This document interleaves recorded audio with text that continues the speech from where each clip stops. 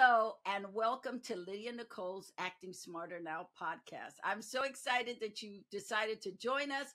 We have some fantastic information for you today.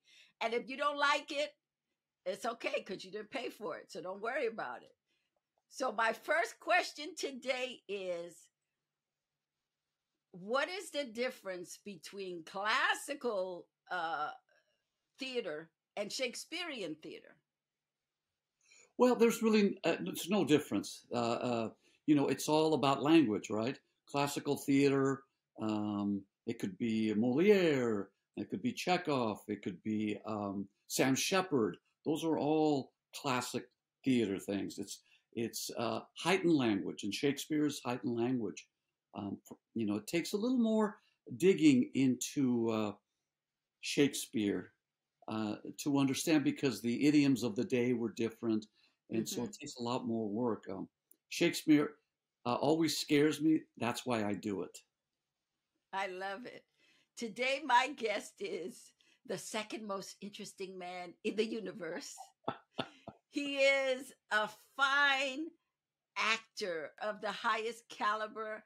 I love his work. I love him. I've known him for many years. And I'm so honored to be able to talk to him today because he not only has covered theater, but in his career as a character actor, he has done so many distinctive and different roles. Not only that, he's been in a lot of iconic movies. So you may not know his name, but you know his face. I'm so excited to welcome Marcelo Tubert to our little podcast. Hello, Uh, Marcelo. How are oh, you? Lydia, I'm so happy to be here and honored that you want to talk to me. Um, uh, and there's nothing little about your podcast. Little Well, is only in the mind. This is we are what you- working hard to get people recognized. you're doing So, good stuff, and I appreciate being on here. oh, thank you. Well, first of all, what I'm so impressed with about you is that you really are a Renaissance man as far as acting. I keep saying this over and over again, but I keep um, discovering people from our community who have done great work, and they're not recognized enough. So I want to recognize you because you are not an exception to the rule. You are the rule. It's just that no one gives us credit for being part of the rule. You have really dedicated your life to theater as much as you do film and television. You are a theater animal. I And am. I so am. I want to talk about your beginnings. You started out at Fairfax. Well, my beginnings actually start. My first stage appearance was at 3 years old in Cordoba, Argentina. My mom was an actress and surrounded herself with a huge artistic community of painters and poets and theater artists and puppeteers and so there was she had a theater. She was part of a theater company in Cordoba, and there was a visiting troupe coming through, and they were doing Garcia Lorca's Germa. And there's a part in that play where Germa, who's barren, has dreams of a little boy of having a child. And so the kid that was the son of one of the actors of the visiting troupe got sick. So they draped me in the little white little smock thing and pushed me out on the stage. And I just crossed and was her vision of a child, right? And then I retired from the theater. And is that when you got the bug? No, I don't remember. I just retired until I was in high school. And and what got you excited about theater in high school or performing? well, I hated school. I hated high school. I did really well in junior high, good grades and stuff. And then I got into high school, and the only thing that got me through high school was the swim team and the theater department. Now, I'm a big reader, and so, but I wouldn't turn in work. I wouldn't turn in my papers. I just got to the point. I just got so lazy about doing that. None of them made sense to me. I'd wait till the last moment for the report that was due. I'd start writing it, and then I go, yeah, I'm not doing it. And so theater was a lifeline, as was swimming. And so I had the one most wonderful high school teacher, Marilyn Moody was her name. She just recently passed in the last couple of years, but I stayed friends with her the whole time after high school. She was an amazing human being, and she got me involved in a pantomime troupe, and we were very successful. It was a time that pantomime was just at its beginning. Right now people make fun of mimes and stuff, but then it was a big deal. We studied with people that had studied with Jean Lecoq in France, and we won first place up and down the state in our competitions. And it was a tremendous, tremendous, wonderful thing, right? And then I did plays in high school, and my teacher, one of my favorite stories about Marilyn Moody, and we always called her Moody, and everybody they called her Moody up when we were in school, and when we were 50 years old, we called her Moody. I was playing El Gallo in a production of The Fantastics, which was we were using it for a competition, a high school competition. So it was cut down to 1 hour. And I'm a pretty good actor. I think it's one of the things I do well, but I can't sing a lick, and I can't dance really, both of which I've had to do. But so I had to sing "Try to Remember," that song, "Try to Remember." So up until like 4 days before we opened, or maybe 5 days, she gave me a shot to do it, and it was just terrible, terrible. So she saved my ass. She brought in 3 madrigals and a guitarist, and they would sing the song, and I would Rex Harrison it. Try to remember a night maybe singing I love underneath. that. And it was a huge success. I love that. And so I just knew that that's what I wanted to do. I went from there to LA City College. They had and still do have a very strong theater department. And back then it was a 5-year. People stayed in City College for 5 years. And now that's the norm, just for a regular BA. Well, this was City College, just to get an associate artist degree, which I am, 2 weeks, 2 weeks into the semester, my first semester, I realized I didn't have to take biology. I didn't have to so I dropped everything because I wasn't going for my degree, I wanted to be an actor. And I just took theater classes and literature classes. And I was on the swim team for 2 seconds in college, but it was just, too many late nights and training too early. I couldn't do it all. So I just stuck with the theater. I was in school with Mark Hamill, Diana Canova, Maggie Roswell, a bunch of amazing people that I'm still friends with. And it was a very vibrant community. What are some of the tools you got at LACC that you still use today? Well, LACC was a very kind of rigid program, but with college, they didn't prepare you for the real world of acting, but all the technical stuff, right? About which way, turning up, the stage right, stage left, the way you turn on stage. And I did a lot of a Moliere. I loved all the comedy stuff, Commedia dell'arte.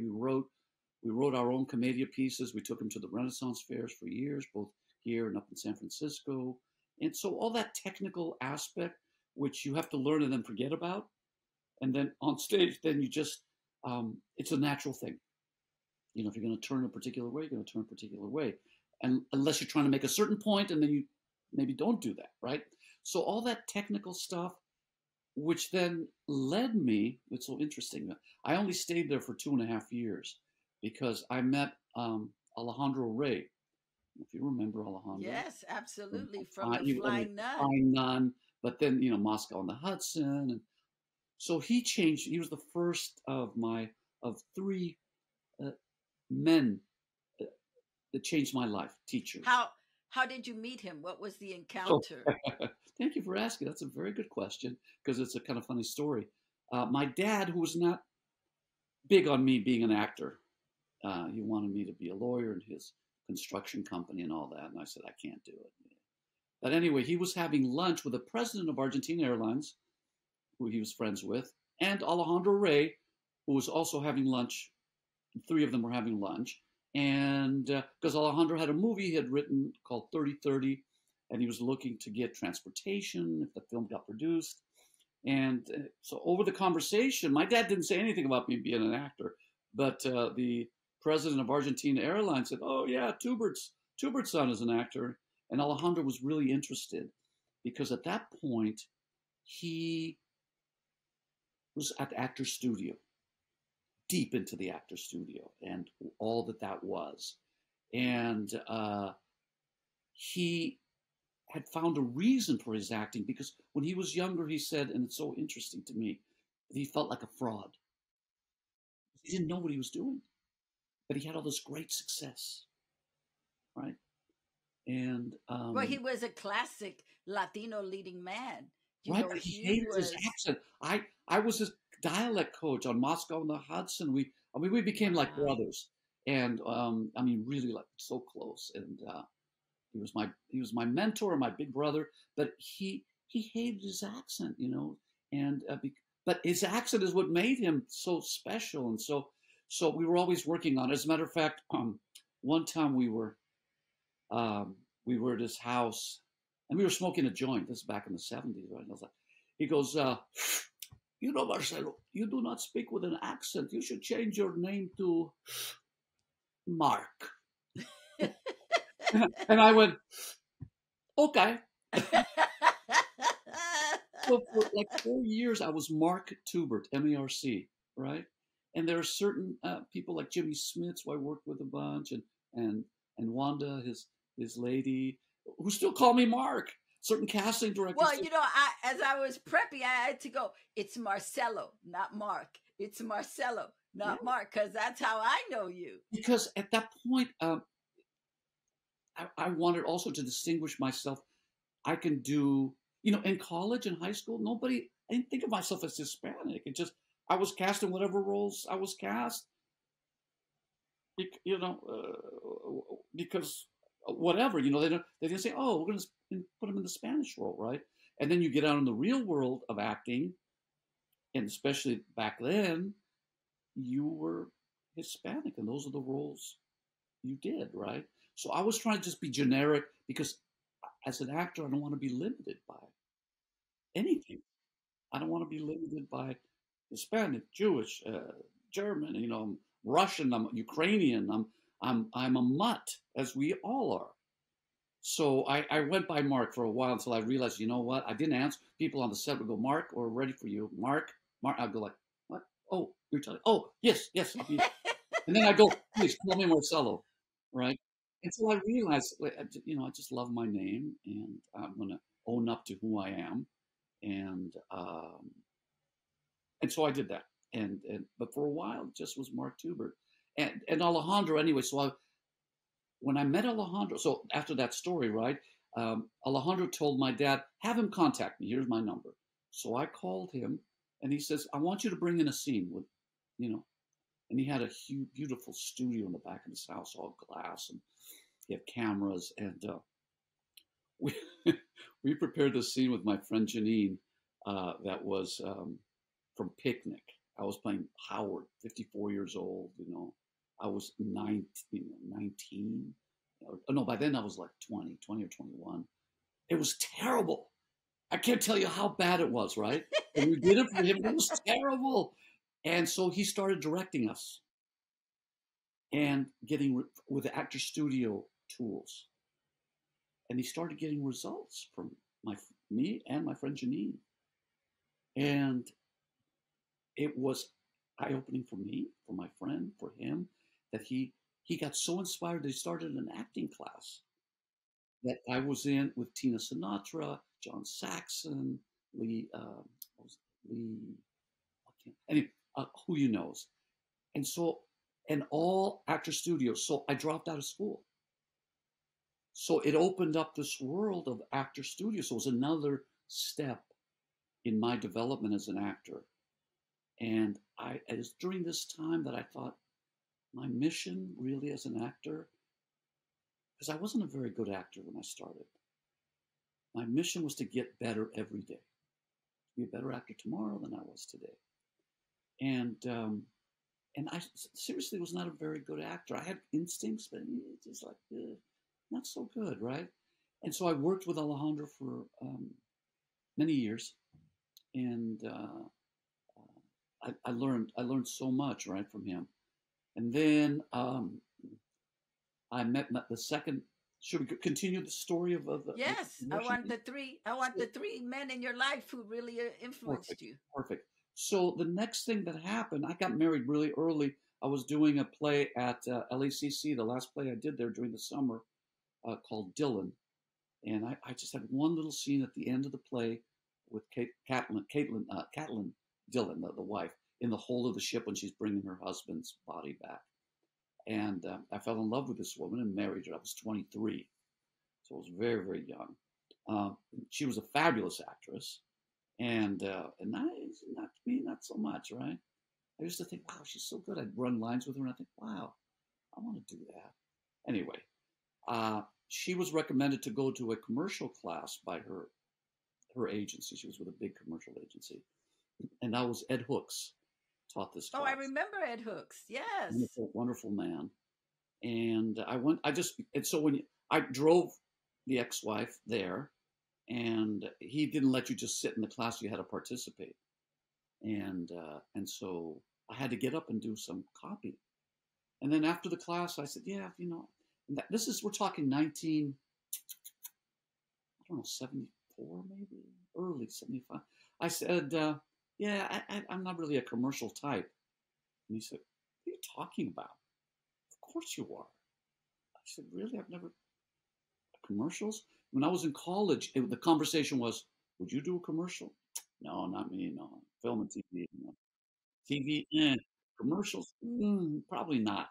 So anyway, so I took his class, and it was eye opening. And he recommended me to my first agents, which was big agency, Liz Darling. Oh, I can't think of the name. Oh my gosh, it was one of the really prestige houses, and I started booking commercials in Spanish.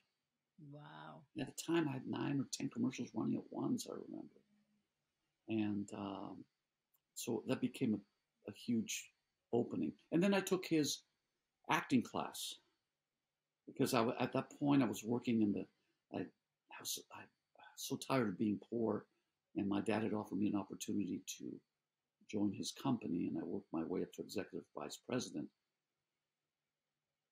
But I knew I was an artist and not that, and I didn't like that job, even though all of a sudden you have money and cars and prestige, and who cares?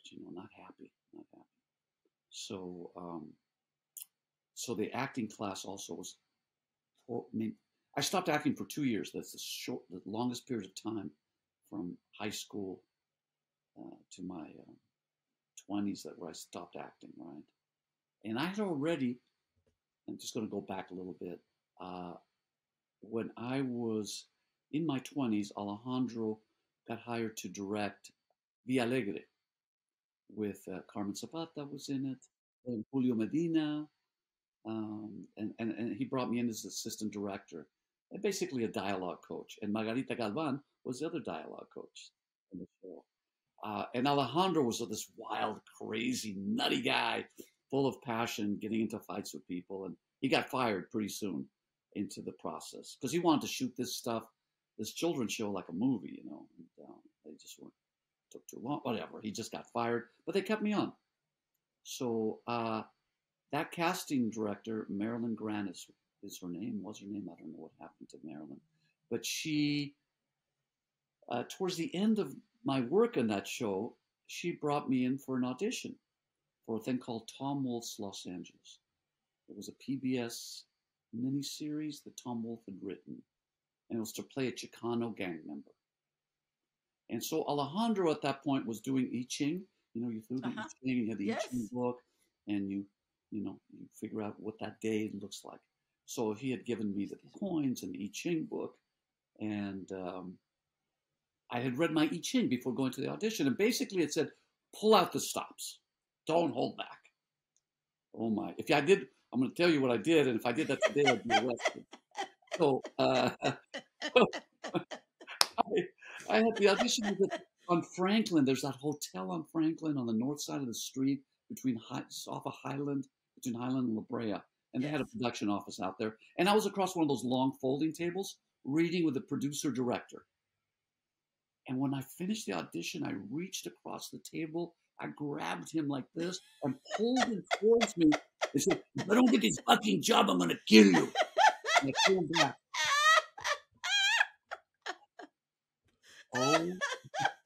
Oh, OMG.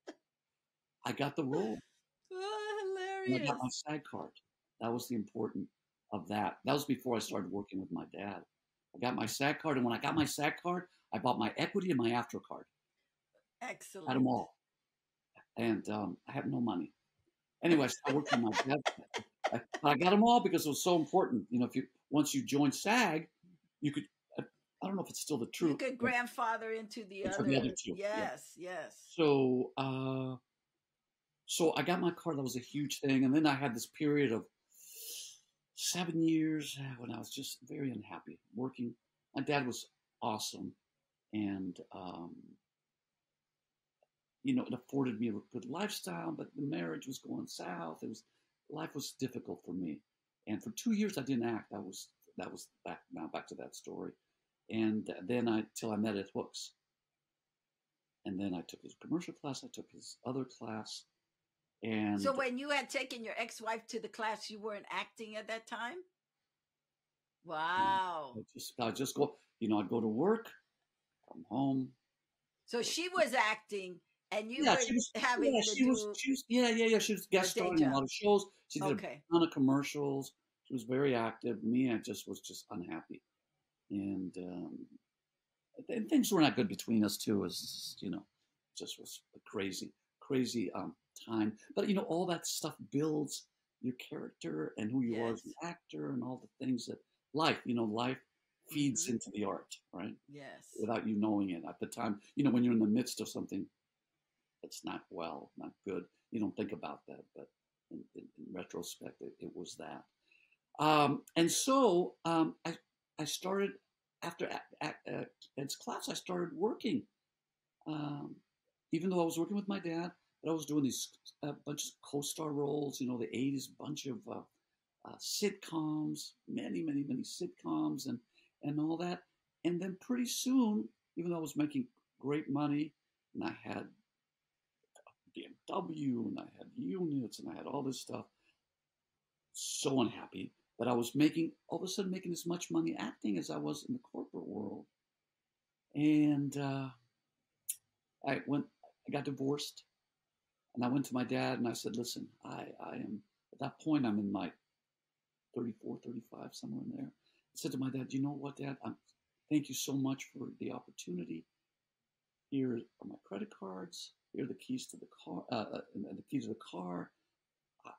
I'm a big boy. I'm an artist. I have to do. I'm an actor. This is what I do."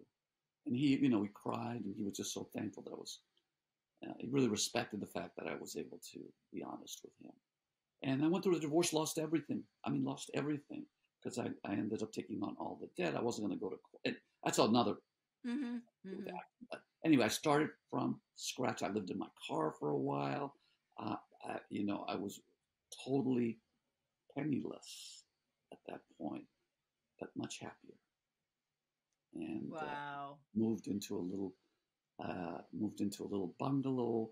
Met a couple of years later, met Lori, I've been married to for 34 years, the mother of the children, and amazing human and actress and director and writer and stuff. That's one of my lucky things in life, that came upon that. And One of during your big that, blessings. before meeting her, go ahead. Did you have a One of question? your big blessings. Lori is your big Oh, blessing. oh, I Yeah. wouldn't be the man I am today without her. Seriously. Yeah, before I met her, the third man in my life was Gordon Hunt. Oh my gosh. So I had started his class in 19. I don't know, 85 or 6. So it was before all the Michigan stuff happened in my life. I'd started. At that point, was he at the was he the artistic director?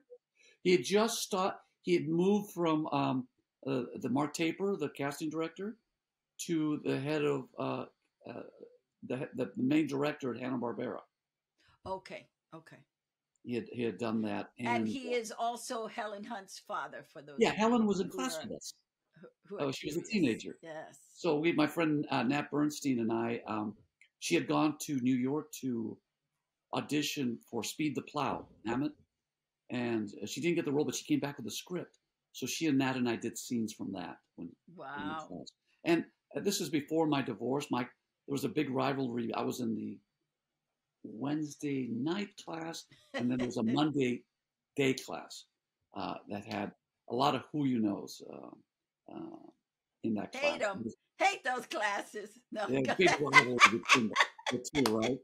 Um, but that was also the beginning of the next phase for me of finding out what acting is.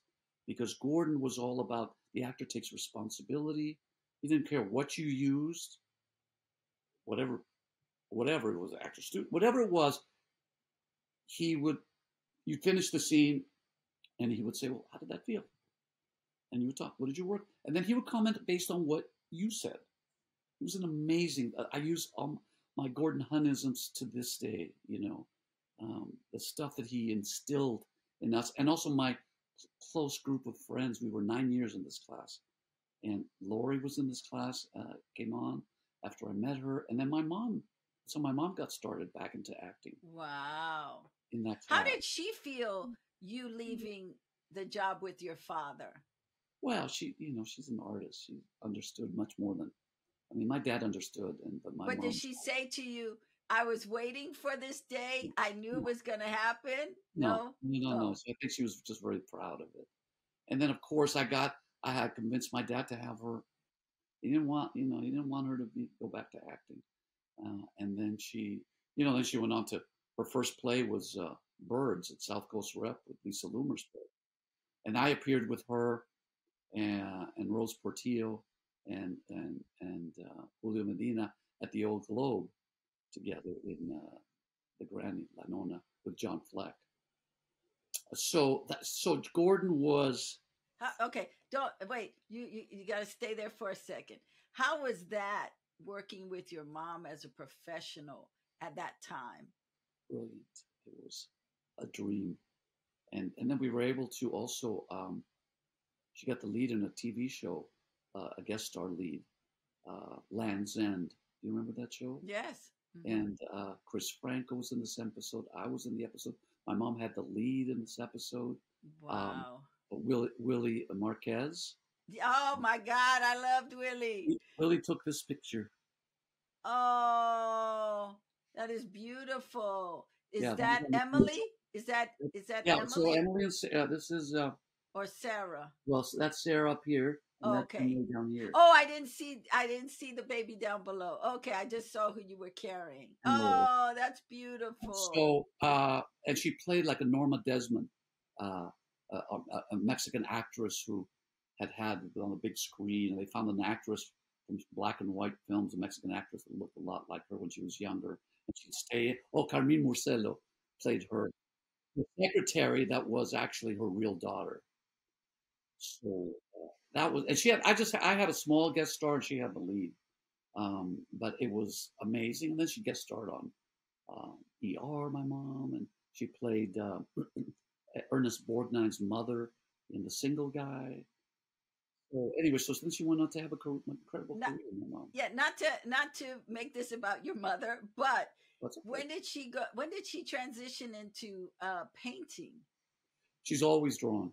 Oh, okay. Drawing, but she was always the theater was her love, but she's always doodled and drawn. Every piece of paper by the telephone when I was growing up had drawings and stuff. And then she, in 1970, so she was like 40 in her 40s.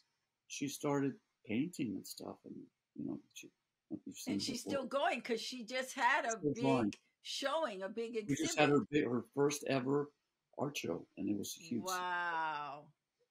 God bless her. That is such a great story. I don't mean to take away from you, No, no, but no, your no, no. This mother's is about, story is pretty amazing. listen. This is all about family and friends, and That's she's awesome. she's an amazing human. So so you had Ed Hooks, you had Alejandro Alejandro Ray, Ray, Ed Hooks, and then Gordon and Hunt. then Gordon Hunt. And and would you say that from him is where you got a more solid foundation of, that you tap back into, since he was the one who you You were with for 9 years? know what I learned there is I just bring my own. I didn't do an actor studio. I found my own way into things. And the great things that Gordon would say, he was such a supporting of actors and writers, right? And he would just bring what you bring, and then we'll talk about it, right?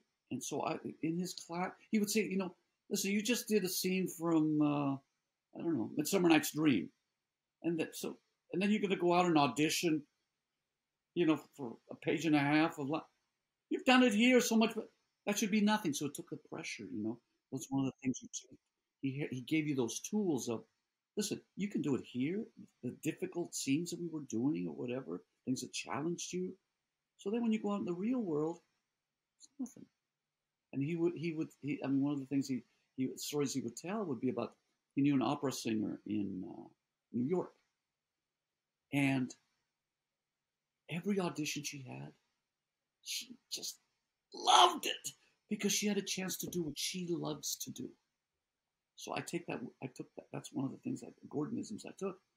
Every audition, a chance to, whether you get it or not, you get a chance to do what you love to do. So you embrace that, right? The result, you got to stay out of the results. It's like sports. We're talking about a process. We are in the field of just process. You have to do all the process and then forget about it, because he would tell us about, when he was casting at the Mark Taper. He go, yeah, Marcelo was pretty good, Lydia was pretty good. Let's just flip a coin. Oh yeah, it's Lydia. You know what I mean? It would come down to that. So it's out of your control, basically, is what he would say. Except the preparation is not out of your control. The preparation, being ready, preparation meeting opportunity, and then you just forget about it, go and have a sandwich, right? Yes. Yes.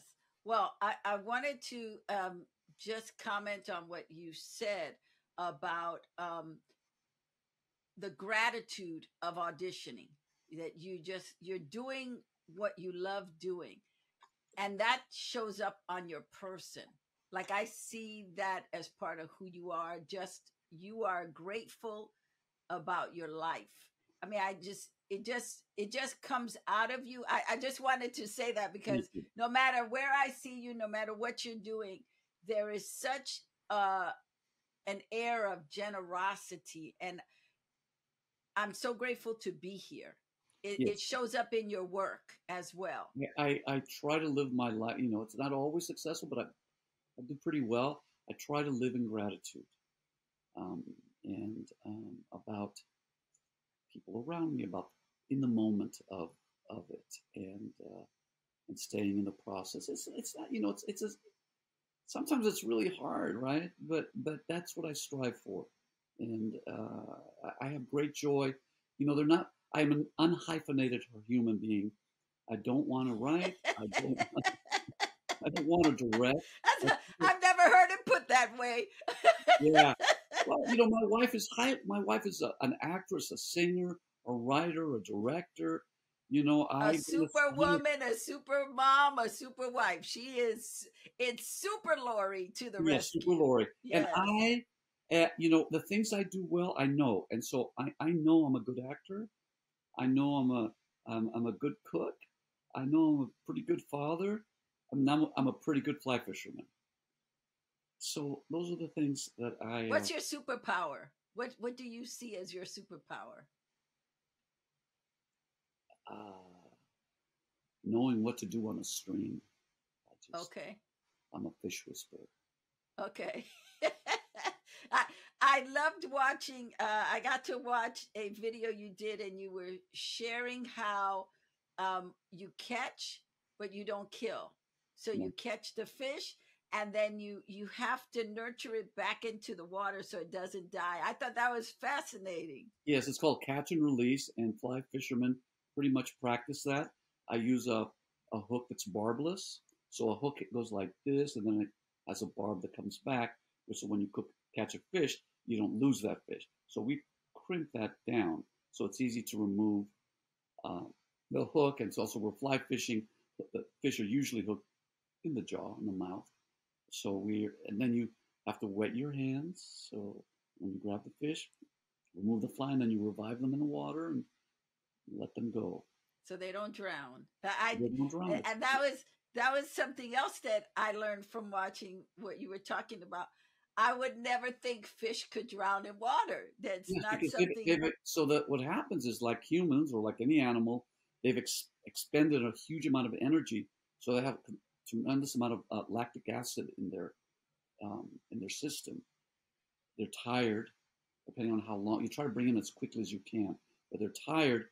And if you throw them in fast water, they will turn belly up. They drown. They get water in the gills that can't get oxygenated. So by moving them back and forth in slow water, you're oxygenating their gills, and they're taking in oxygen, releasing their lactic acid, and you can feel them coming back, and then just they swim off. That's amazing. That as you say that, I was reminded. Um, I used to have goldfish, because at school, um, my daughter would get these little science projects. So we'd buy fish, goldfish, buy the 25-cent goldfish, and then she would get excited about them for 2 days, and then it was over. Then I had to be in charge of the fish. Of So course. I was told, well, they won't last long. Well, that wasn't true. Um, I got 25-cent goldfish that became carp, and I would have to increase the size of the tank. Right. Like we started with a little bowl, then it went up, and then finally I had like this huge tank right by my door. And you were talking about the acid that gets in the system, the lactic acid that gets in their body. And a couple of times I had toxic people come to my house and stand by the door of the fish tank. And can I tell you that within 10 minutes of those people being there, my fish started to gasp for air. They died. And at this point, this happened twice. And at this point, the fish were already big. I could have made a meal out of one of those fish. And I looked, the water had gotten very murky. The clear water had just become very murky. I was like, what's going on?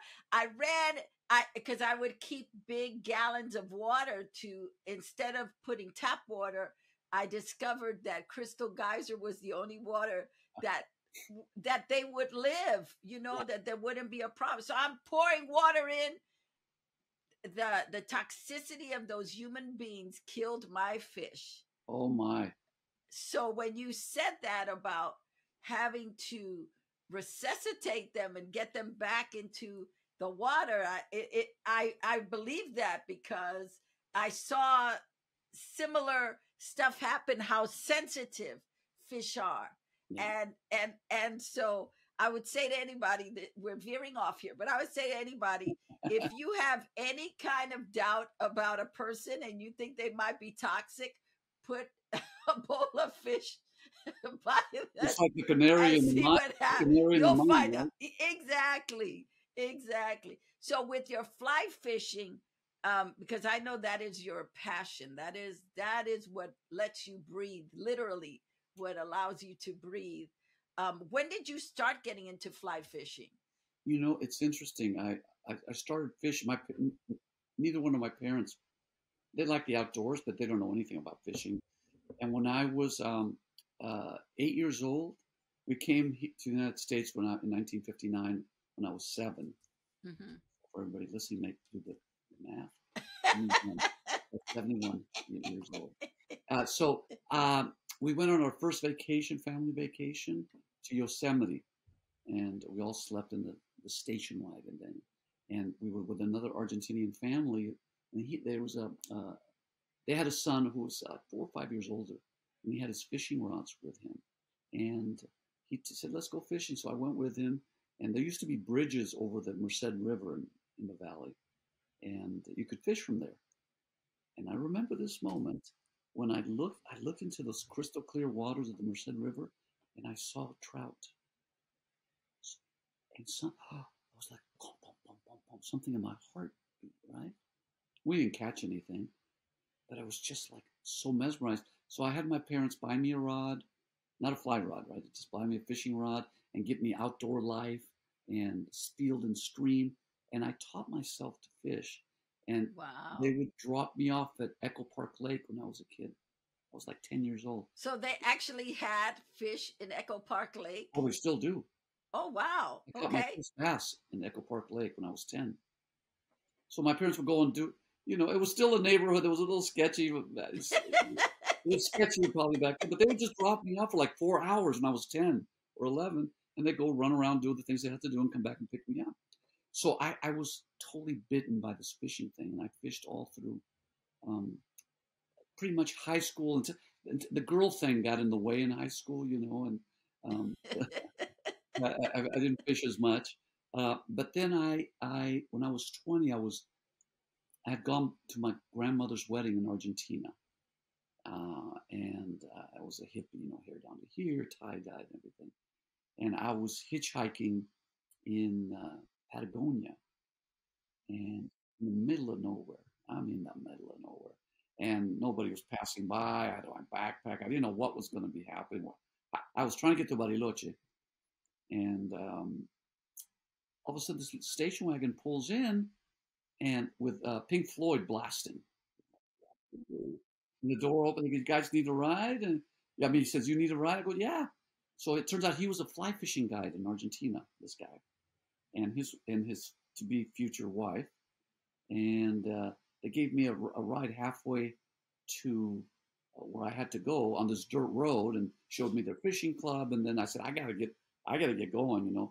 So I'm in the middle of the Andes on a dirt road, no traffic. I'm walking, walking, walking. I come around a corner, and there's an older, probably within 50 years old, and she's taking a picture of him, and I came upon them. It scared them a little bit because in Argentina at that time there were no hippies and people Right, with right. tie-dye shirts and long hair and things. And I said, "I'll take your picture," and they were like, "Okay." And they took your picture, and I said, "I need a ride to Bariloche. Can I go with you?" Anyway, they took me to Bariloche.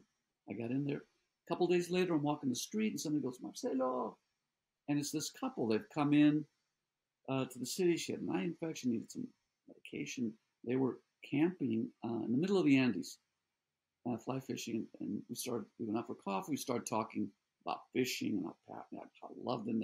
They invited me, but they didn't let me sleep in their tent. He later told me he slept with his 22 like this, and I had to sleep in their car, and it was right at the it still was it was the fall, but below it got to below freezing at night.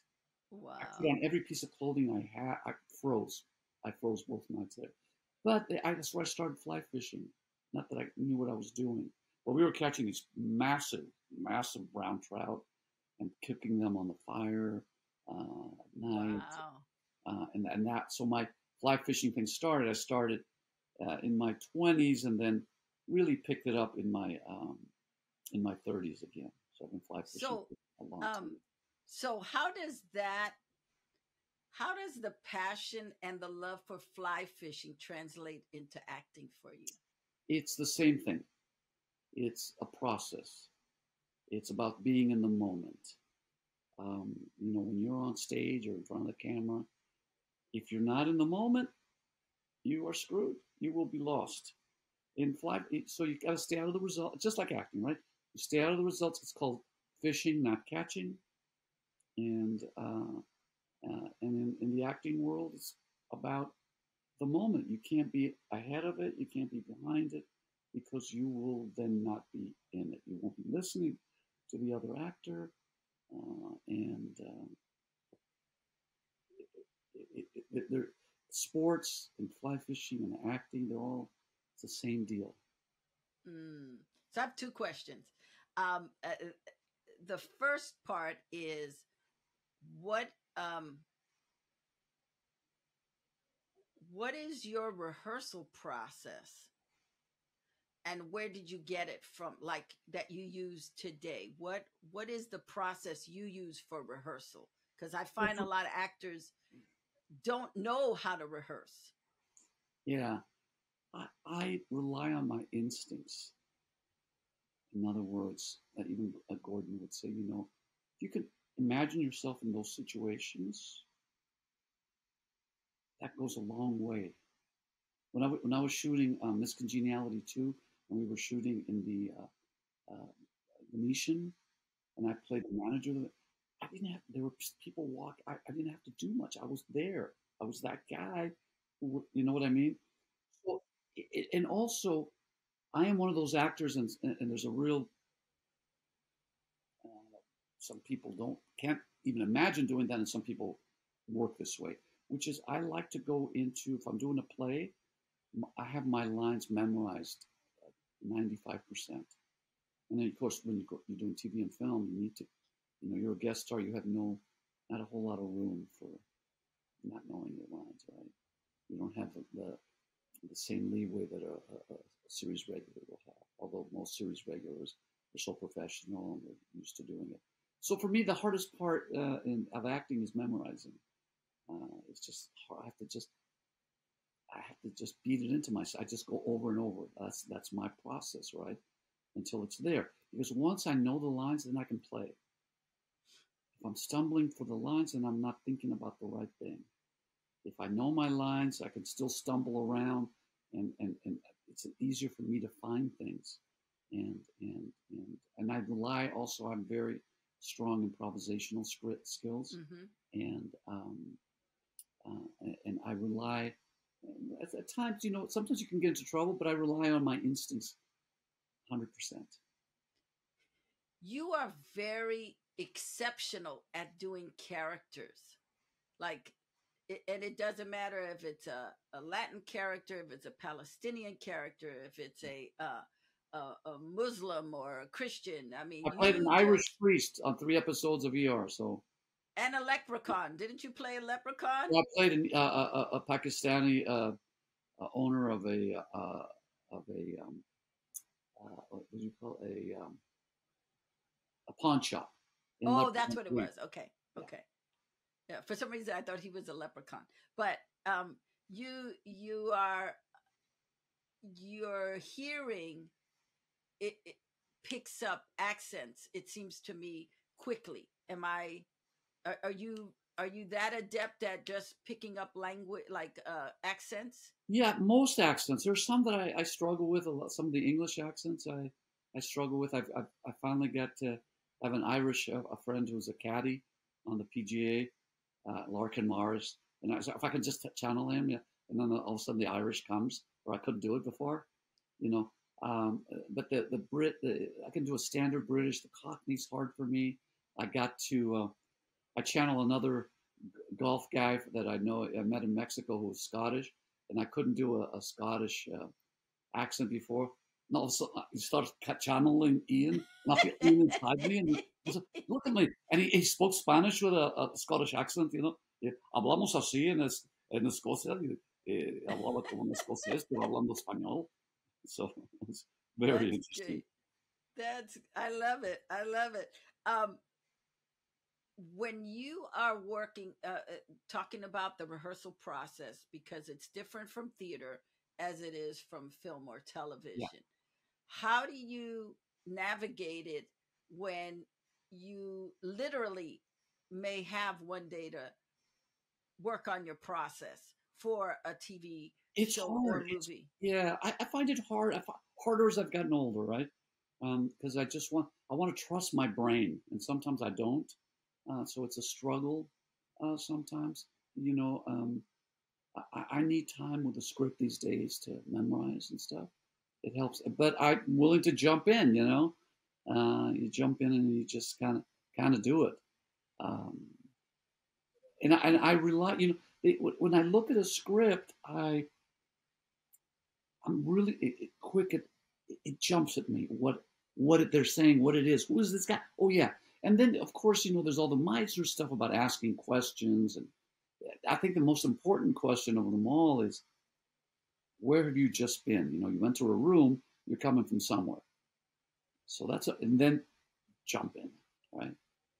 It's an important piece of information. I'm just working on an audition now for Winter's Tale, and I finally got the handle on the character. Now I have to think, what did he just do? He's coming into the scene, so I need some kind of life that's going to bring me into the scene. So it's interesting, and then theater, you get a chance to rehearse, and in TV, how quick they go, and it's a wild ride, And even in film, if you're doing indie films, you don't have time. You got to go in, you got to know your lines, and then they don't have time, they don't have the money in indie films. I just did a great. It's going to be almost 2 years now. I was up in Chisholm, Minnesota, doing a movie called Cash for Gold, and my friend Deborah Pewitt co-directed, and she wrote it. And I play a. He wasn't Iranian. Oh, he was Iran. I think he was an Iranian man who runs a pawn shop in this little town in Minnesota, and I had a great time. But I went there. I was prepared. We got one take sometimes, and then you got moving on. That's the thing. When you're doing TV and film, you may only have one take, so you better get it. Yes, I was better nail it. Yep. You better nail it. You don't want to be the one that everybody looks at. No, and you can't put. Yeah, it's hard not. You have to not put that pressure on yourself, but you have to put the pressure on yourself also. Yeah, it's being professional. It's preparation, right? It's being professional. I mean, you're getting paid to do a service. Show up and do the service. Yeah. And that's the trick for actors, because sometimes we're lazy. We want to wait till the last minute to write that paper. So, and that doesn't help you at all in acting to wait till the last minute. Yeah. I want to talk about theater in the sense of you are the co-founder of the Antius Theater. And did I say it right? I'm one of the founding members. Members. Yeah, it was started by Dakin Matthews and one of our own, Lillian Garrett Grove. She is responsible for my career, I must say. Wow. Yes, I've done her plays all over the country. She got me into looping, ADR work. Yay for ADR. Yeah, changed my life as an artist. Looping has helped many actors stay afloat, which is... it just was an amazing discovery, and that was in 1987, so done a lot of work, and it's been my mainstay. I'm doing a lot of dubbing too these days. Wow. So with theater, was this the first theater group that you were part of, or? No. I was Company of Angels, Ensemble Studio. It started in New York, but John, what was John's last name? He and his wife started it here. It was an amazing company of who you knows and amazing actors. We performed during the Olympic Arts Festival, and so I've been members of many companies over the years, and now I'm just a member of Antius, and also a new member of the Road Company. I've been associated with the Road Company for many, many years. From way in their beginnings, I did a kind of a stage reading production, bilingual production of Titus Andronicus, and I played Titus. It was crazy. And so we joined, my wife became a member and Sarah, my daughter, is a member. And we just did their summer playwrights festival. We did a play that Lori directed, that Sarah played my daughter in. I played the lead. I was on stage for the full 90 minutes, and we got a standing ovation at the end. It was a beautiful piece about an artist and um, his demons, and kind of like Scrooge, demons from the past coming to visit him because he's a grumpy old guy. So yeah, so no, so that's those two theaters right now are my home. Antius has been 1991. We were the Taper for 5 years. We were a resident classical company until we moved to the nonprofit because they really, it was tough to produce us. But during those 5 years, we got paid for everything we did, every reading. It was just amazing. Wow. I want to talk about Sarah, but before I go to her, because it's I have a lot to say about Sarah. But um, in doing a company, and being part of a company, a theater company, what what can you tell actors out there that they could look forward to getting the benefit of? Being part of a company, that what are the benefits for an actor to be part of a company, Well, especially when it's not paying that much money, right? no, I mean, we're just Yeah. now, Antius is now finally for paying rehearsals and performances, but the road doesn't pay basically. And, so what the important thing about um, being in a company is you're there to act, right? I mean, actors have to act. A painter can be in a room by himself painting. A writer can be at his computer writing.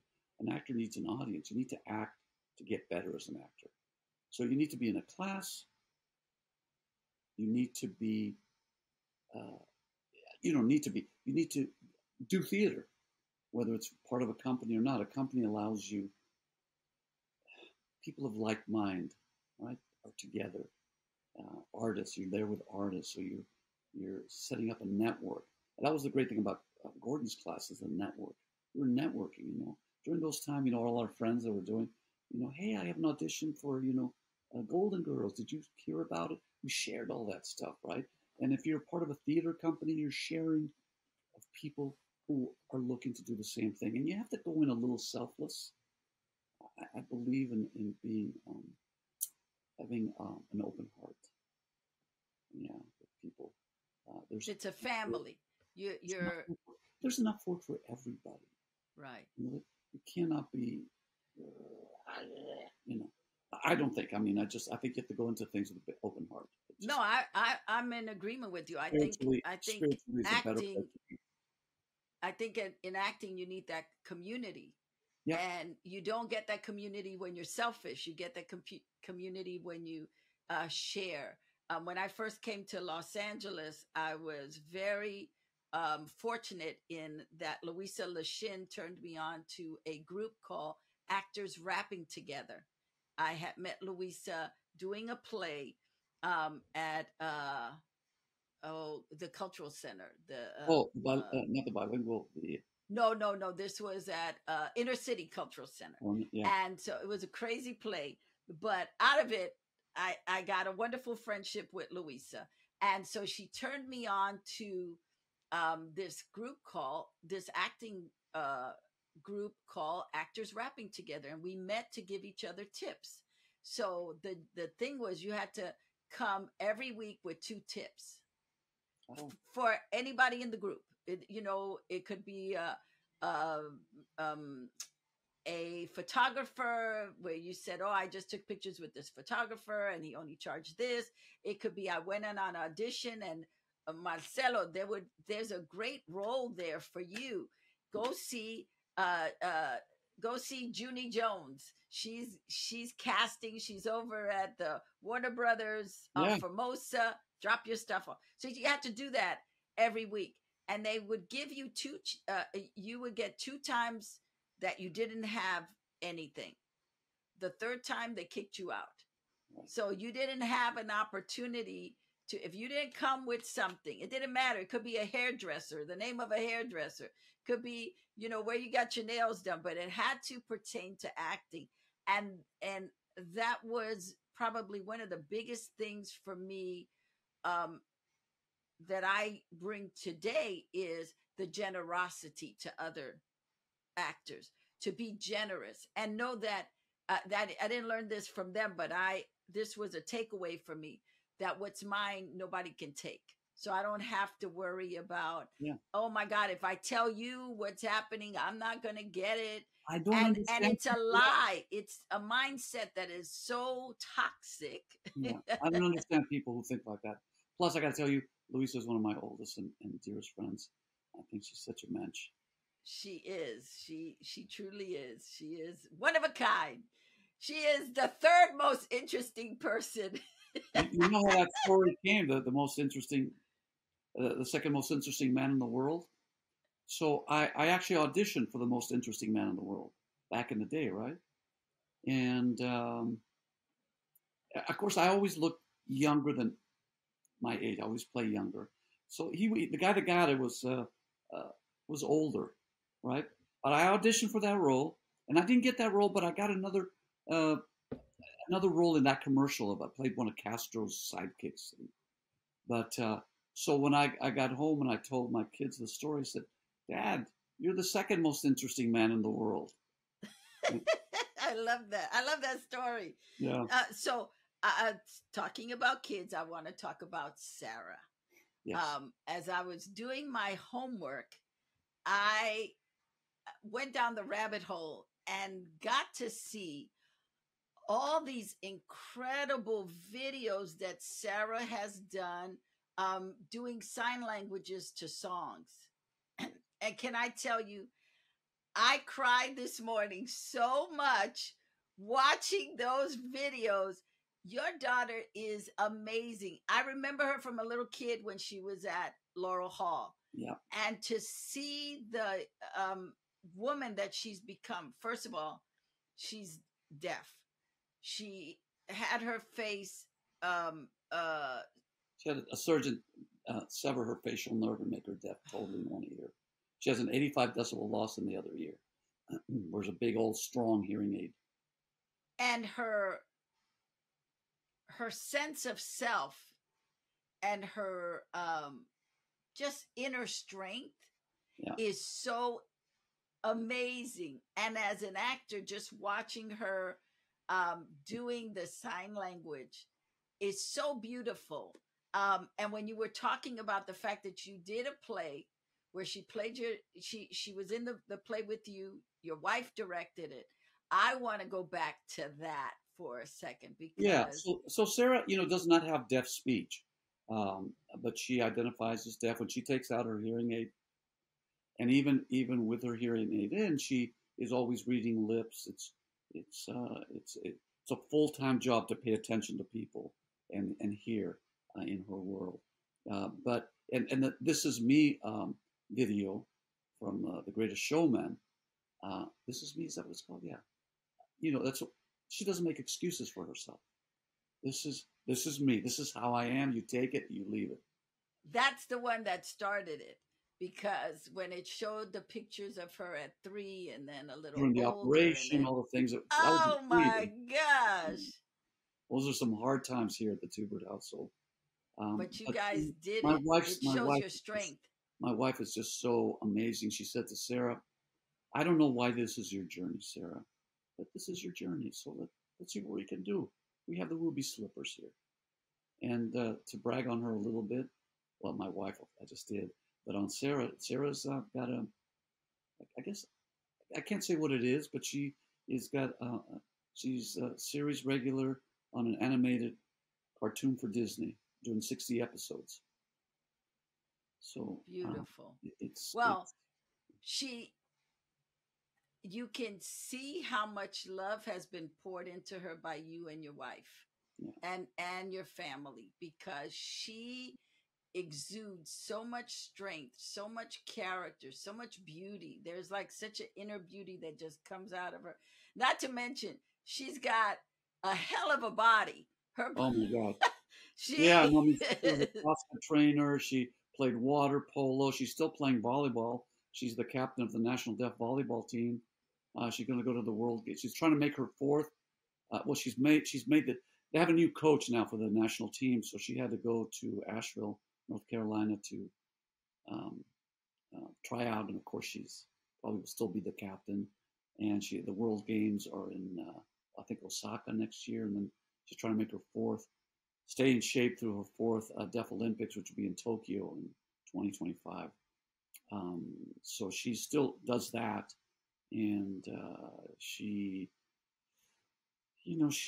played water polo. She was an exemplary water polo player. She could have gotten she could have gone on to school with what you would call it, with a either scholarship, either water polo or volleyball. She chose volleyball because it's a longer career, and so she's still playing. So she's doing all that, and stays in shape. She's swimming 2,500 yards a day, and she's just burning all the calories. And has become. She came to acting late. She never wanted to be an actress. Neither one of my kids, no, not the family business, right? And then till really when she started doing those videos, the first one she did was Hamilton, which is great. Yeah, and we shot it at a friend's studio, and we posted it on a Friday, and she was going to go home, and all of a sudden this thing was like 1,000 hits every minute. So she stayed home. We opened a bottle of wine, and sitting in the bed, refresh, and that was really kind of the inspirational moment. And she has taken classes. My friend Richard Gilbert Hill and Helen Hunt both teach Gordon's classes. Gordon has passed. Sarah's been in that class, was in that class for a while. So the next generation. And she has become quite a good actress. And this role, playing my daughter, had nothing to do with deafness or anything. She's just the daughter of this artist. And she was just magnificent on stage with me. It was an amazing experience. How long did it run for? No, it was just one night. Oh, it was only one night. It's part of the Summer Playwrights Festival at the Road. They get over 600 submissions. They choose 20. We all read plays. That play was the first play Lori read. Lori read like 20 plays, and then you all write up a critique on it, and it got chosen, and then Lori cast me. And Sarah. That is awesome. So I love awesome. And that. then it just, they did 25 plays in 10 days, I think.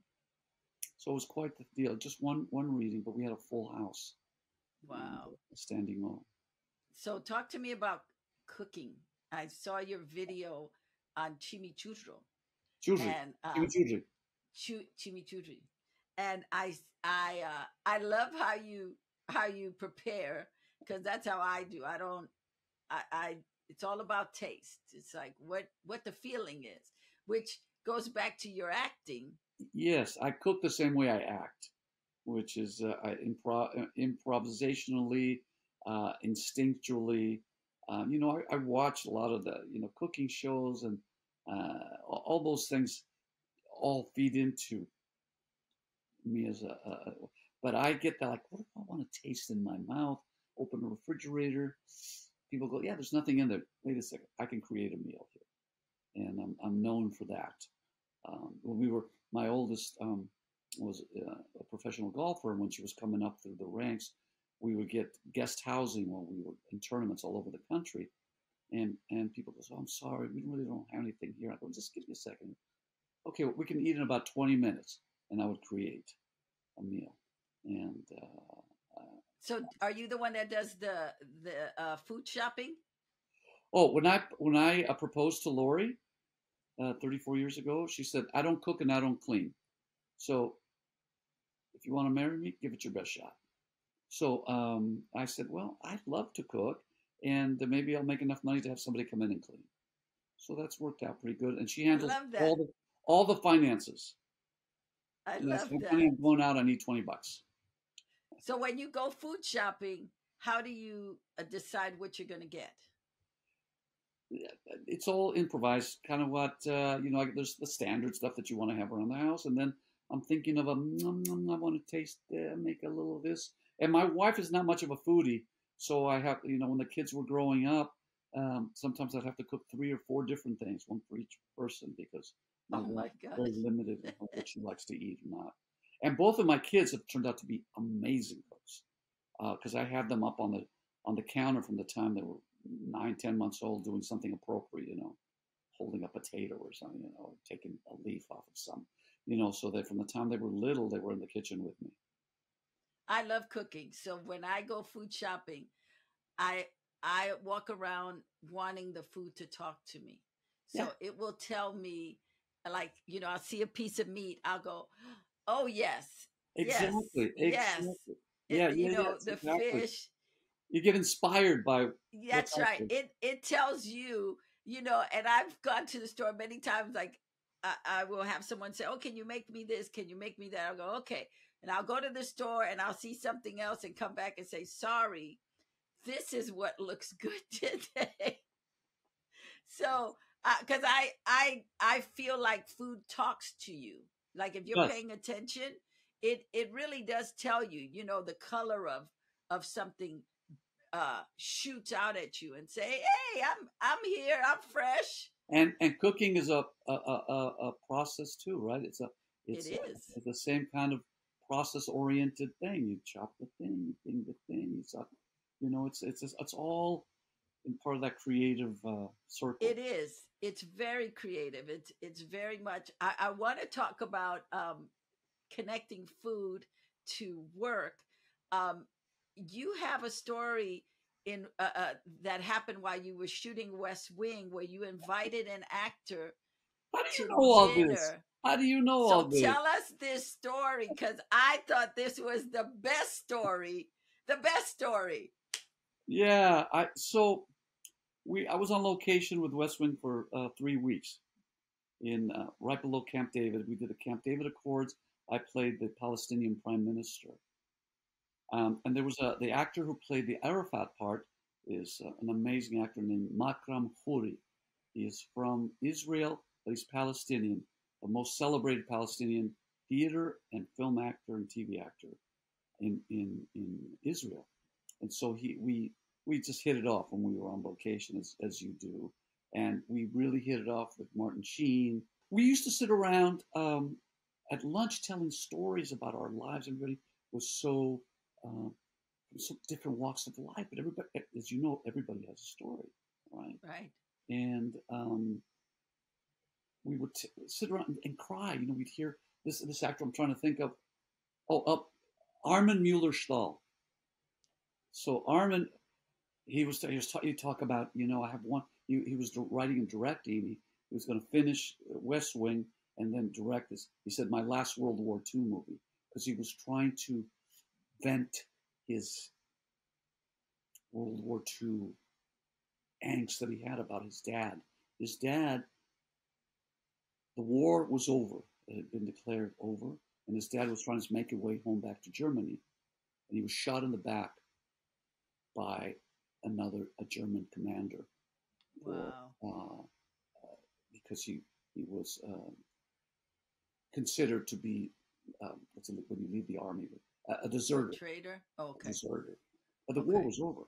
Anyway, so Armin. So we tell these people just in tears over lunch, and the AD would go. They go to Marty. They go, hey, Mr. Sheen, it's time for. He says, just a second. No, give us a second here. We need to. So we established this kind of relationships that you can only be really kind of established when you're on location, right? You have time. 3 weeks is a long time, and we were together all that time, having an incredible experience, by the way. And I was fly fishing in this property was called President's Run. It's called President's Run. Teddy Roosevelt used to own it, and he used to Oh wow. fly fish in his three-piece suit, wool suit, with his one bodyguard nearby in the stream, and it only gets fished by the caretaker and me. And so Oh, it so was you great, got to go fly great. fishing. Yeah, I got to fly fish there. And Oh. have pictures with Martin Sheen and coming out of the stream and Lily Tomlin. Anyway, Makram and I were talking, and he was going to be coming back to LA. His daughter lived here. He's going to be here a couple of days and going back to Israel. And I said, Makram, I'd like to have you come over. I cook a crazy butterflied leg of lamb at barbecue. Um, come over. And he said, yeah, Tuesday. Can we do Tuesday? Whatever it was. And then later I run into Martin Sheen. He goes, "I hear you're cooking for Makram. We want to come." So we had Armin Mueller, Stahl, and Marty and his wife and children and a few other cast members, and we were going to cook. We were going to eat outside. It turned out to be this amazingly cold snap, impossible to eat outside. And we were in the midst of remodeling this our master bedroom here. It was down to the plywood floors. There were holes in the wall. But Lori, who directs and stuff and has lights, and lit the room. And we put up this just folding tables in the U shape. And everybody came and I cooked. And what's his name that played Martin Sheen's sidekick? Steve. Maybe it'll come to me again. Anyway, he goes, "Marty, have you ever done this?" Martin Sheen, because they don't hang out after they work. They don't hang out afterwards, is it? So we had this moment in time. There are perfect moments in time in our life. This was a perfect moment in time. And Armin brought his violin and played. Another actor, Israeli actor, played the piano. The kids were running around. The food was pretty good, and we ate in our bedroom. We just improvised because we had to, and it just was amazing. It was an amazing time. What do you love most about acting? I love the community. I'm a ham just to begin with. I think that's from a little kid. I was a ham. So it's just I love being and doing in front of people and in front of the camera, and it's there's also something. I think it's like an adrenaline junkie. There's something really scary about jumping into the fray. And it's been my life for 40 years. I haven't had another job, so I consider myself fortunate. It's been a combination of a little bit of luck in life with a little bit of having some. Well, a lot of preparation. I would Ability, say ready. a lot of preparation. I The luck. still am of the mind of being a better actor today than yesterday. So Let's talk about mindset. The mind, because it takes a certain mindset, not to be an actor, but to be a successful actor. And I'm not talking about being a mega star. I'm just talking about being successful in that you get to work at your craft all the time and you get paid for it. yeah. What, when you think of actor mindset, what comes to you?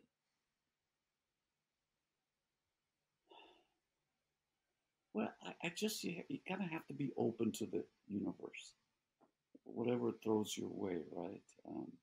You have to be ready. You have to.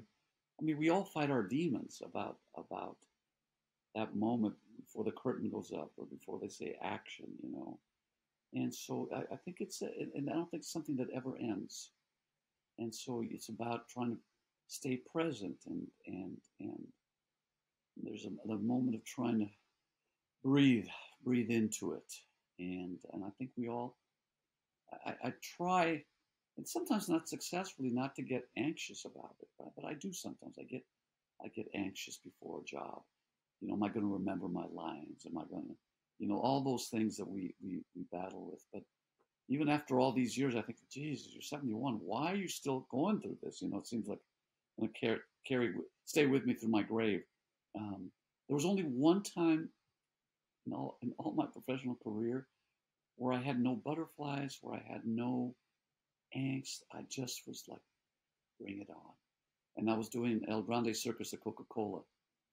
And that show was created out of improv. And so I would sit backstage on the step at the Skylight Theater and then later at the Colony. I'd look on, looking at the stage and just didn't think about anything except when it came time to jump in, I jumped in fearlessly. And there's something about doing that. I tried to find that, to jump in without fear. Because fear is a mess. It gets in the way of creativity. It tightens you up where you need to be relaxed. So I said, no, you have to act with no fear. I think that's the main, I guess, a mindset. Act with no fear. Mm-hmm. Mm-hmm. Mm-hmm. And it's also having a growth mindset because you're continuing to develop, continuing to expand, part It's of like fly it's a fishing. growing thing. Yeah, it's a live, living, growing thing. Yeah, it's like having a garden, Yes. that every season is different, right? You Chauncey plant Gardner. Chauncey and Gardner, right? With a oh, what is my that? fave, my fave. But it is for me. Life is a garden. You get to go in there and plant your seeds, and then pull out stuff that's not working. You get to cut those beautiful rose bushes and put some roses on your table.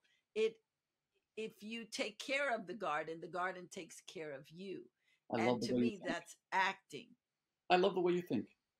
It's acting. Acting is if you take care of the craft, if you take care of the people that you're working with, it gives back to you, which is different from needing validation. Yeah, no. So you're being a servant. You talked about it earlier that in a theater group or a theater company, you have to be selfless. And I think acting really, if you really look at it, acting is selfless because you got to be willing to allow the other people to play. Right. And you never know. Interesting. I'll tell you a Gordon Hunt story. You never know how that little thing on growing pains is going to touch somebody. We touch people without knowing it. I mean, in amazing ways. So the reason I hold on to that is a story that Gordon would tell about Helen. When she was a teenager, she did some, one of those movies of the week. And she thought it was like, this movie of the week. Dad, it's nothing. It's just, and they went to a ball game and they were walking through and there was a lady who stopped them. And she says, are you Helen Hunt? You did this movie of the week, blah, blah. You have no idea. My daughter, oh, I don't know, she had cancer. She was dying, whatever she was. And you said, that movie she would watch over and over.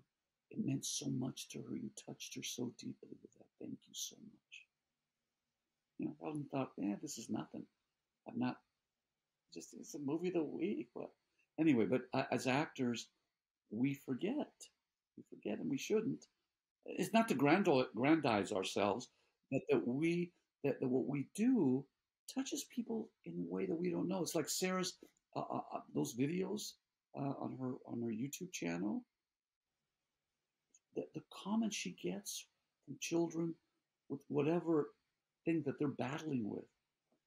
That you've inspired my kid to be strong and move forward. The comments are just talk about tearing up. Crazy. And so that is a great thing for actors forget because we're all about ourselves and the thing, but we affect people with what we do. Even the smallest Yes. little nothing things. Yes. Yeah. And if we're honest in the work, Yeah. if we're honest in the work, it rewards not only us, but those around us. Right. Because I do think that people watch movies or television. It's like during the pandemic, everybody was sheltered in place. So what did we have? We had TV, we had movies, We and had we fly fishing. watched. We had And fly. fly, you went fly fishing. I tell you, You were we the go. only one out. Oh, it was amazing. My friend and I, my friend Daryl Kunatomi, a wonderful actor and director, and my fly fishing buddy, we'd be up in the San Gabriels, an hour from the house here. Nobody's there, and we're out there catching, wild little 8 to 10 inch fish, having the best time. And that's what I spent I didn't suffer during that The period. pandemic. No, I just, I did see. That brings me to something else. I did see you do a lot of uh, theater through Zoom workshops on Shakespeare through Zoom. What was that like? Because that's difficult. I, I think it's difficult. I am not a Zoom theater. I got so zoomed out. I can't watch myself in Zoom. You know, my brother was just talking. We did Merry Wives of Windsor, which was like over 3 hours with this stellar big name cast, right? And I said to my brother, it inspired my brother to write the song and everything. And I thought, I can't believe I couldn't have watched me. I couldn't have watched that 3 hours. So I don't like Zoom for readings. I did so many. We had to for so long, right?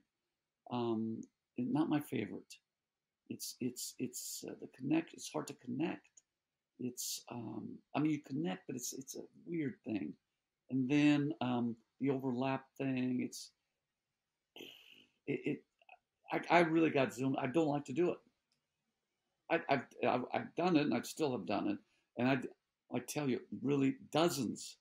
I can't even keep track of how many readings I've done on Zoom. But and I will still do it if asked, but it's not my favorite. What is something you would tell someone who wants to get into acting today? What is a piece of advice that you could give them? I do mentor a lot of young people. Um, Friends that goes, hey, my son's coming out to Los Angeles, and anyway, what I would say, a couple of things. You need to love it. You need to really want to do it because it's not that it's hard, but you're going to be having a lot of hurdles, things to work through. Remember, it's a process. Be patient. Uh, so the first thing is you got to really want to do it. Decide that that's something that is very important to you, and then study. Become a better actor. Be better today than tomorrow. Um, Remember, it's a process. Some people have some luck right away, some people not. So find a way to sustain yourself uh, so that you can take your classes and be available for auditions. And that is getting harder and harder for the young people. The industry's gotten, it's different than when we were coming up. And, but on the basic level, it's still the same. You know, how do you sustain? How do we sustain? You know, what jobs are you going to do to pay the bills, right? And if you're lucky, something will come by, but you don't know. So to stay in the process of it and be patient. You know, people go, yeah, I was out here for 3 years, I'm done. Yeah, well, 3 years is just, you know, it's not enough. What people don't understand, acting is like being a surgeon. It takes what 7, 8 years to go through medical school to Yeah, practice. You don't go, I want to be a doctor, and then tomorrow you're cutting somebody's heart yeah, open. yeah. You know, everybody's not as lucky as Donald Trump, who said, I want to be the president with no kind of credentials and Yeah. got to be president, which I still think is idiotic. But Let's not get anyway, into that bag of tricks because that's a horror. Uh, but it is a process. You want to uh grow. You mentioned something in the beginning, saying in the beginning I was a terrible actor. I think most people who start out in any kind of art are terrible at the beginning. yeah, They have to you have to learn craft, you have to learn process, you have to learn the rules. If you're a photographer, you have to learn certain rules for photography. It's, you know, what the rule of threes, this and that. It takes time, and the only way you get to be a great actor is by living a great life. You know, the more life you live, the better an actor you become. right. And you have to act. You have to act, whether it's in an acting class, in a theater company, doing theater, doing independent films, doing shorts. Act, act, act, and then act. It's the only thing that's going to get you better. Can't do it by yourself in a room. This is true. Well, people think they can. It uh I would love to see, this is so I'm going to put my 2 cents in. I'm going to say something to you.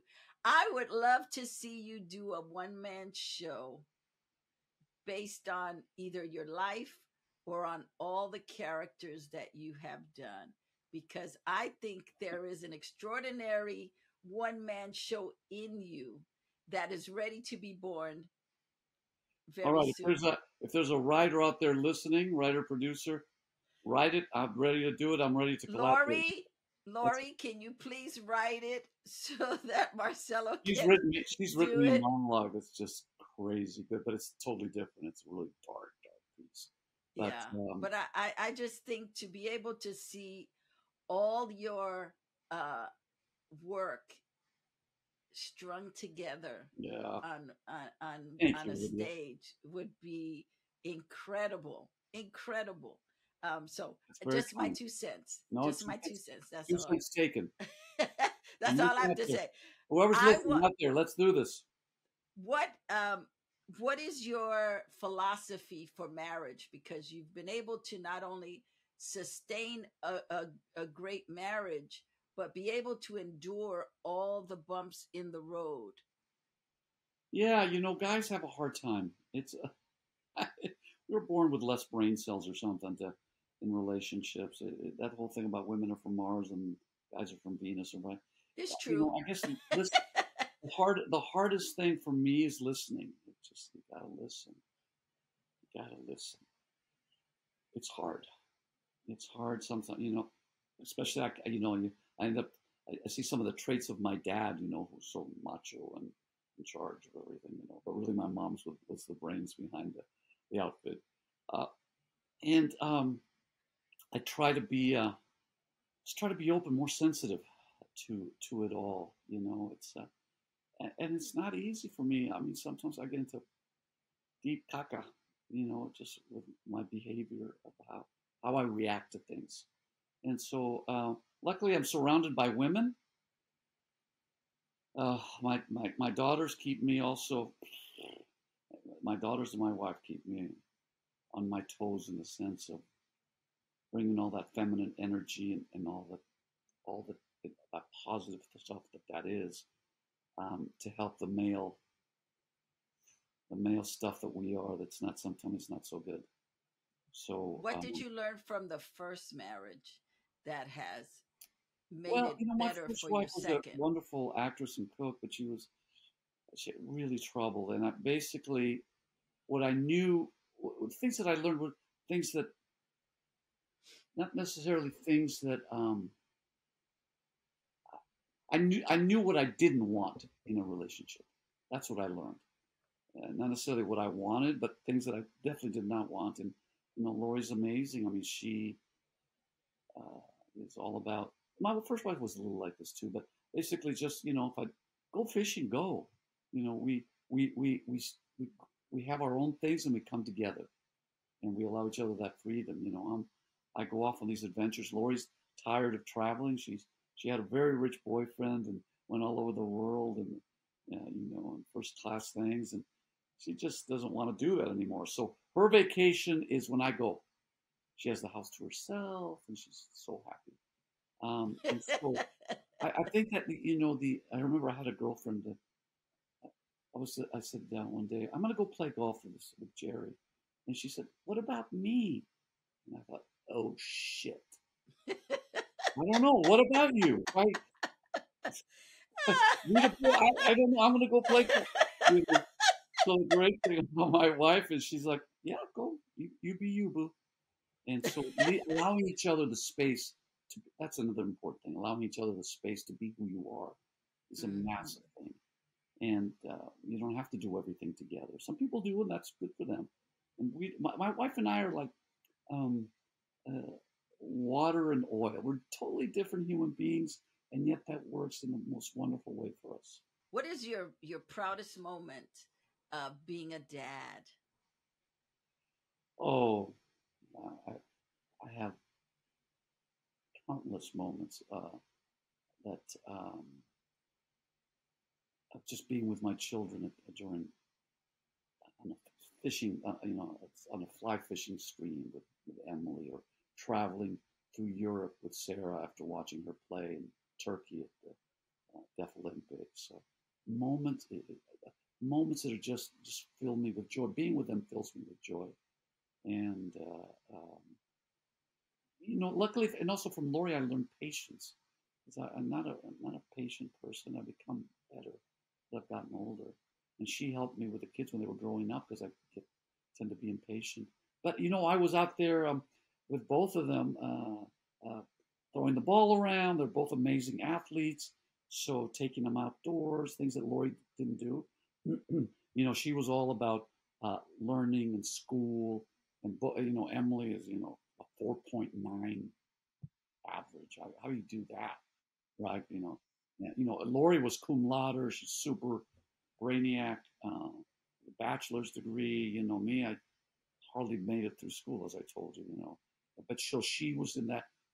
She guided those kids through school in the most amazing way, and I did all the outdoor and sports activities. And I'm proud of having done But that. the balance Well, we worked. lived a The very balanced balance life. Like I worked. said, she does the finances, I do the cooking.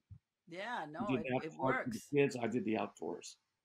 It works. What He do you want your legacy to be? he was he was a kind he was a kind man. And you Big heart. and that you are. Thank you. You're a very kind, loving, giving human being. Absolutely. So I am grateful to Lori for you, and I am grateful that you are a good representative of what a man shows up as. You may share your faults with us, but just seeing your daughters, I see what an amazing man you are, what an amazing mother Lori is. I mean, because to have two kids that excel at the highest level, the mindset of your house has to be high. Yeah, it's The accepting. mindset is high. The mindset is accepting of who we are, what we are, and Lori is one that has helped me understand that. Without her, I'd be living out of boxes somewhere. Just Well, I am so happy that I got to share this a little bit of time with you to just let everybody out there know about your talent, your humanity, and the fact that you have made it easy to see what a good life of an artist could be. We always hear these bad stories, these tragic stories, but you are a representative of what living as an artist and enjoying it and being grateful for it looks like. So I want to thank you for that, because I'm a believer that you don't have to be tragic to be an artist. You can excel in your art. You can, if you put the time to it, if you just plant those seeds. I always say I'm planting seeds today for harvest tomorrow, because the more you plant, the more you have abundance. And that's in giving of your time to people, sharing your creativity with others. It's all, it all comes back to you in a good way. If you're trying to get from people, you never get enough. So, we just had an earthquake. With that oh, said, oh yeah, I feel it. yeah. Look at So that. you just shook the world, my friend. God is good all the time, and all the time, God is good. That's all I have to say about that. Thank you, Jesus, for protecting us. Thank you. So, thank you so much. I really appreciate this, and I can't wait to interview Sarah. I am jazzed about talking to your daughter. We'll hook you up. We'll hook you up. Yes. Yes, I so want to talk to her. She really is an inspiration. So You thank you. you let me know when you want to do that, and I will email and I will connect you with her. Perfect. Before we go, I want to share with everybody a reminder. If you haven't already gotten it, you please, for actors, get yourself my Acting Smarter Planner. It will help you. It will give you organization. It will motivate you. It will get you to be the best actor you can be. Not because I say so, but I have put over 40 years of my blood, sweat, and tears into this book to give you a good calendar, to give you a section for your auditions, to give you sections to when you meet your managers, when you meet with your managers or your agents, to write things down, to have a place where you can keep your notes in, to have target sheets, to have your goals. This book will help you. It's inspiring. I have affirmations in here. I even have scriptures because, you know, I'm a little Christian. I like them scriptures. And I have a place for the productivity circle in here. And what that is it allows you to keep track of your time. So if you can do it every week, you can look and go, you know what? I spent all this time looking for odd jobs that didn't pan out. I didn't put any time to acting, or I spent all this time binge watching Netflix shows. I didn't make $1 last week because I was wasteful of my time. So you can actually see how much you're giving to your career, how much you're giving to your family, how much you're giving to yourself. And I also have a couple of 30-day challenges. One is a productivity challenge, and the other one is a self-love challenge of 30 days. Because as artists, we're always chasing that job, and we need to just fill ourselves. It's what Marcelo was talking about. Find something like fly fishing or gardening or painting, doing something that allows you to clear your mind and to reset. One of my favorite books is The Artist's Way. And one of the things that Julia Cameron talks about is taking yourself on artist dates. And the purpose of that is so that you can replenish your artistic well. And as artists, we've got to replenish ourselves. So anyway, in this book, there's everything that you need. And if you're someone like me who has dyslexia and has problems with the book, I have an online course that takes you step by step through the book to help you. So you heard it, get people. Lydia Nicole's That's right. book. Get it now. That's right. Get it at actingsmarternow.com. Well, What was that's that? all we got for you Acting smarter now.